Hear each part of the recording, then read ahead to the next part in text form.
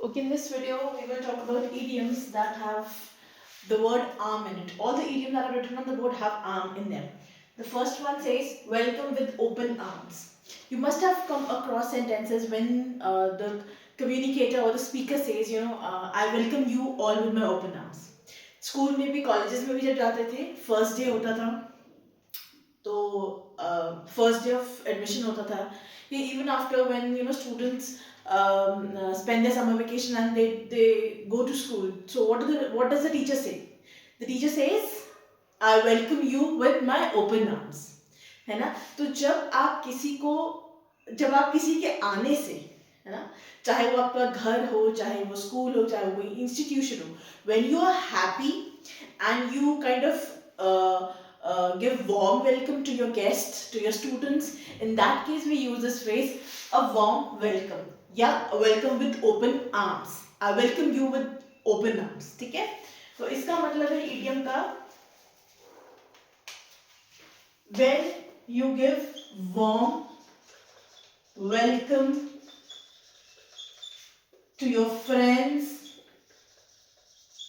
your students, कोई भी इंसान, है ना, जब आप किसी के आने से खुश हैं, है ना, if people make you feel like home, then in that case we say that I welcome you with my open arms, है ना. Like I tell to my viewers all the time that teaching is something that it is imbibed in me. Since childhood I wanted to teach. I wanted to deliver every single piece of knowledge that I have, है ना. तो मैं शुरू से ही बोलती आ रही हूँ अपने व्यूअर्स को that I welcome you all on my YouTube channel with open arms. ठीक है? So let me write the sentences also. The teacher welcomed her students with an open arm. Okay? Moving to next idiom which says at arm's length. Now at arm length का मतलब होता है 1 feet की दूरी बना के रखना. You do not use this idiom or phrase in a good sentence, in a good when you are in good mood. अच्छे मूड में अच्छी लिए नहीं इस्तेमाल किया जाता है.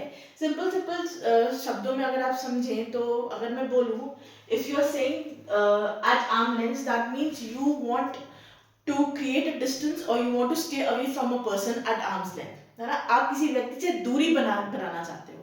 When you are being hesitant, ठीक है, hesitant है,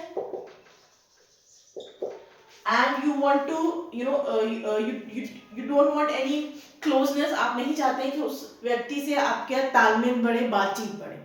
ठीक है?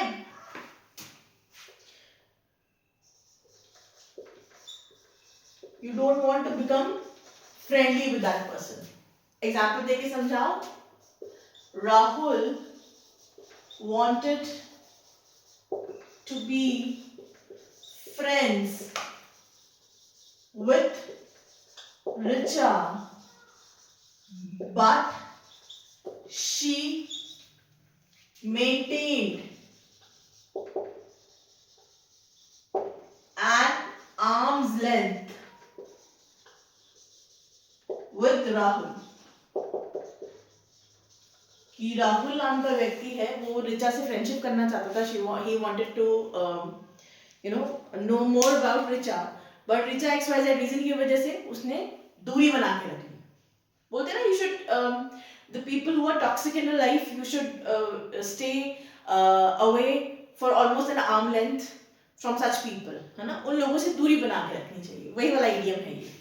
Moving to next idiom, to stand with arms akimbo. Now what is akimbo?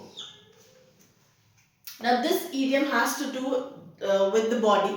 ये एक bodily idiom है. ठीक है?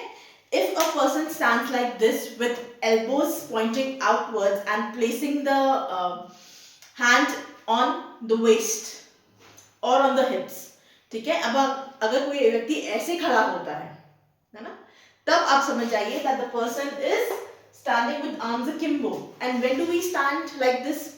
Either we want to inquire something, हम किसी से इंक्वायरी करना चाहते हैं, या हम गुस्से में खड़े होते हैं, वी वॉन्ट एन एक्सप्लेनेशन, ठीक है, उस केस में हम इस इडियम का इस्तेमाल करते हैं, that means to stand with arms akimbo, that means the person has kept his arms like this, his elbows are pointing out and the palm is placed on the hips. Okay, so this is, first of all, this is figurative, ये एक figurative body idiom है, ठीक है. किम्बो मैंने आपको बता दिया है क्या होता है ना, what is the body posture like.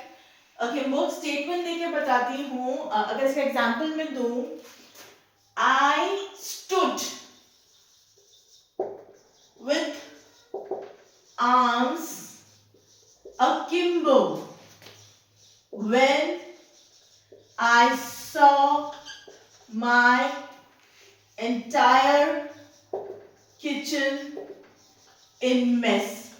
जब मैंने अपने किचन में देखा कि सब इधर उधर फैल रखा है, आटा कहीं बिखरा रहा है, चावल कहीं बिखरा है ना, कहीं फैला हुआ है.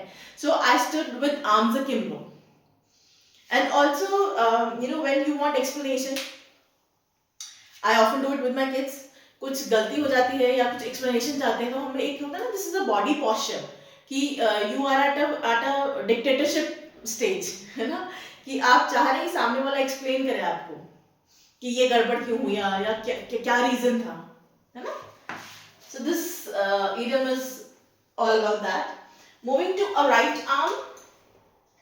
अ राइट आर्म का सिंपल मतलब होता है, अ राइट आर्म, आप see, majority of us we work with our right hand, है ना, सीधे हाथ से काम करते हैं, but of course there is section of people who work with left hand, but a right arm means main supporter of the family or main supporter of आपका जो main supporter है उसके लिए आप a right arm बोलेंगे.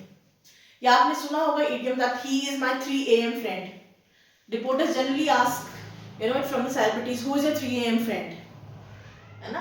ऐसा कौन सा व्यक्ति या इंसान या मनुष्य है जिसपे आप पूरी तरह निर्भर करते हैं, and you can call him और her at any point of time, ठीक है. तो मेन सपोर्टर, अगर मैं आपको एग्जांपल दूं, that after the demise of my best friends father,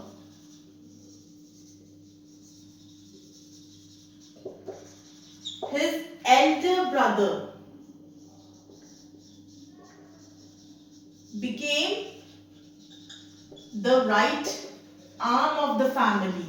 कि मेरी जो बेस्ट फ्रेंड है उसके जब फादर की डेथ हो गई, who was the who earned the bread and butter for the family, when her father died, demise मतलब किसी की मृत्यु हो जाना, तो उसका जो बड़ा भाई था, he became the right arm, that means he became the supporter of the family. पूरी फैमिली उस पर निर्भर हो गई, उस पर डिपेंडेंट हो गई. Next is one would give one's right arm.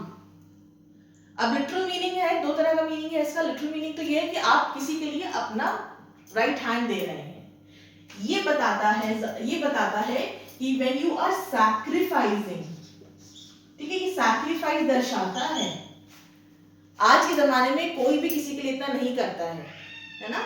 So statement अगर देना चाहूं, our parents would give, या our parents give, ठीक है, can give their right arm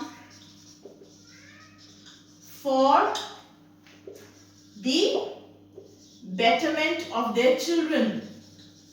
अपने बच्चों की भलाई के लिए, अपने बच्चों की अच्छाई के लिए, उनके उज्जवल भविष्य के लिए, the parents are even ready to give their right arm. मतलब पेरेंट्स सारी जिंदगी सैक्रिफाइसेस करते हैं अपने बच्चों के लिए. This is what the idiom says, है ना, to give one right arm. अब लिटरली नहीं दे रहे हो काट के हाथ अपना, but it has a figurative meaning which I just explained it right now. Next is to chance one's arm. Now to chance one's arm में इसमें और इसमें डिफरेंस है. यहाँ आप सैक्रिफाइस कर रहे हो, यहाँ पे आप क्या कर रहे हो, you are initiating to take a bold move, hoping that something good is gonna happen.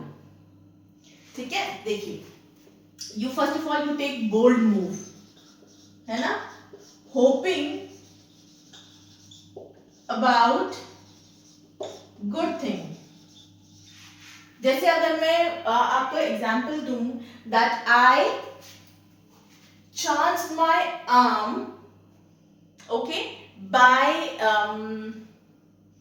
asking my manager about my promotion. मैंने अपना एक राइट आर्म अपने मैनेजर, मतलब मैंने कहने का मतलब है मेरा मैंने ये साहस दिखाया, ठीक है, ये मैंने बोल्ड मूव लिया, ठीक है. The young boys and girls of rural areas, जो यंग बच्चे हैं, बहुत यंग बच्चे हैं ना, जो children of 15 to 16 years of age who have just completed their schooling, they charge their arm by shifting to urban areas in order to in order to fulfill their dreams. अपने सपनों को पूरा करने के लिए, अपने सपनों की ऊंची उड़ान भरने के लिए गांव का बच्चा, एक स्मॉल विलेज का बच्चा अर्बन एरिया में आता है. So in that case, what is the person doing? What is that child doing? He is chancing his arm. He is making a bold move. He is making a bold step. कुछ गलत नहीं कर रहा है, bold move ले रहा है, ठीक है. Okay, I chanced my one arm by asking the manager about my promotion. ठीक है, समझ में आ रहा है idioms? See, I'm telling you the meaning of these idioms. किस रेफरेंस में, किस कॉन्टेक्स्ट में यूज हो सकता है, मैं आपको वो भी बता रही हूँ, ताकि आप सिर्फ समझे नहीं, you start inculcating these idioms in your daily conversation.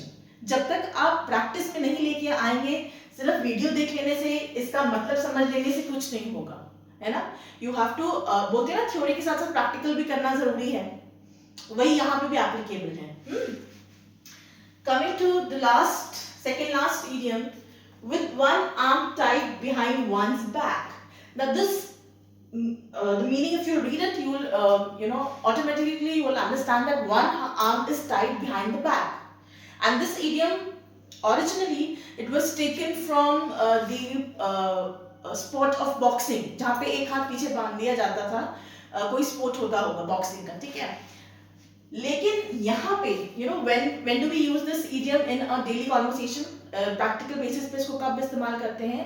when you feel that something is being challenged, है ना, आपको equal opportunity ना मिले, आपको एक disadvantage हो, ठीक है, तब इसका इस्तेमाल करते हैं. Okay, when you have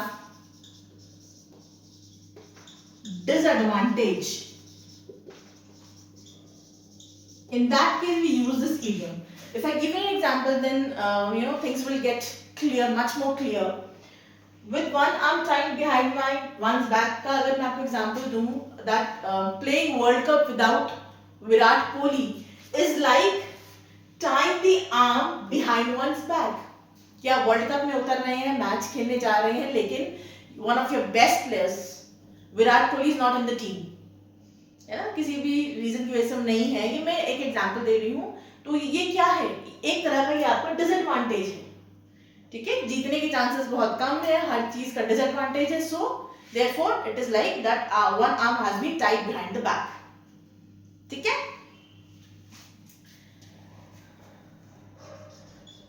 Moving to next and the last idiom of today's video, which is arm twisting. Twist मतलब मरोड़ना, ठीक है. अब arm twisting idiom का मतलब होता है जब आप forcefully, है ना, जबरदस्ती, है ना, when you're forcefully making other people to follow something, जबरदस्ती कुछ प्रेशर डाला जाए, है ना, उस केस में हम इस्तेमाल करते हैं आर्म ट्विस्टिंग का. जैसे मैं अगर आपको एग्जांपल दूं, that the company literally arm twisted its employees to work on weekends. कि कंपनी ने जबरदस्ती, है ना, वीकेंड्स में कौन ही काम करता है भाई, सैटरडे संडे ऑफ होता है, बट द कंपनी कोई भी रीजन की वजह से the company arm twisted it's employees, जबरदस्ती उनको बुलाया गया कि आप सैटरडे संडे को भी काम करिए। तो वो क्या हुआ, वो एक तरह का आर्म ट्विस्टिंग हुआ कि जबरदस्ती काम करवाया जा रहा है, ठीक है। या मैं आपको एक और एग्जांपल दूं, it took me a lot of arm twisting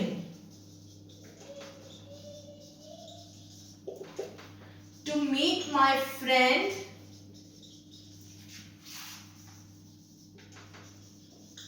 come to the party, कि मेरा दोस्त पार्टी में नहीं आना चाह रहा था, मैंने साम दाम दंड भेद बहुत सारी आर्म ट्विस्टिंग करी, then only my friend finally he arrived at the party.